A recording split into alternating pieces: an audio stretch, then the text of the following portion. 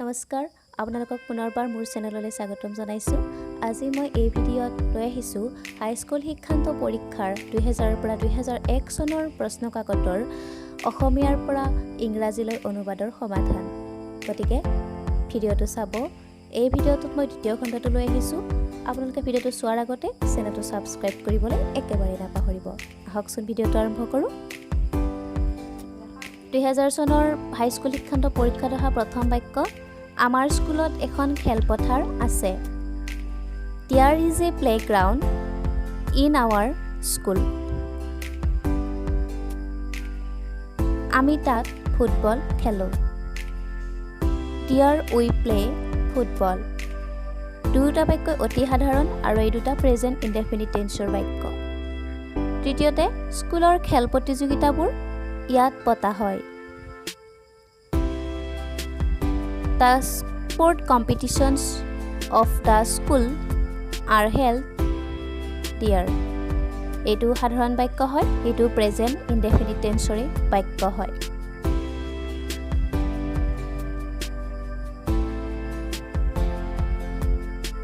যোৱা বছৰ 200 মিটাৰ দৌৰত মই প্ৰথম পাইছিলোঁ।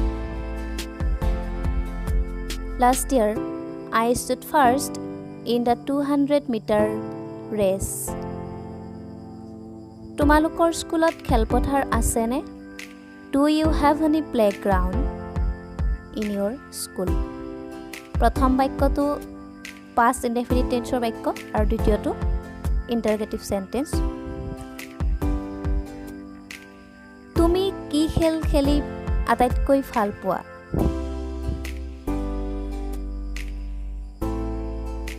Which game do you like to play most?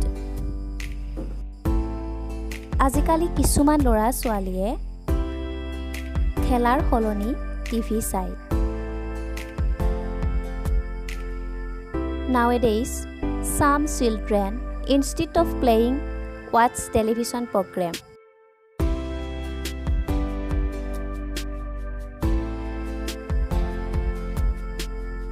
আমি তেনে কৰা উচিত নহয়। We should not do like that. জীৱনত কৃতকাৰ্য হ'বলৈ আমি চেষ্টা কৰোঁ। আহা। Let us try to be successful in life.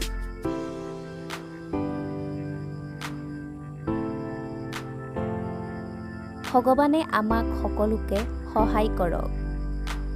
May God help us all. 2001 চনৰ প্ৰশ্নকাকত। আমাৰ ঘৰৰ সকলোৱে ৰাতিপুৱা সোনকালে উঠে। All the members of our family get up early in the morning.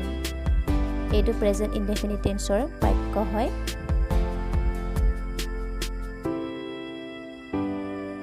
যোৱা বছৰ গৰমৰ বন্ধত মই শ্বিলঙলৈ গৈছিলোঁ। Last year, during the summer vacation, I went to Shillong. Gita 3 বছৰ বয়সৰ পৰা আমেৰিকাত আছে। Gita has been in America since she is 3 years old. তোমালোক অহাৰ সময়ত মই ইংৰাজী পঢ়ি আছিলোঁ। When you came, I was reading English. আমি খেলপথাৰ পোৱাৰ আগতে খেল আৰম্ভ হৈছিল। The match had begun before we reached the field.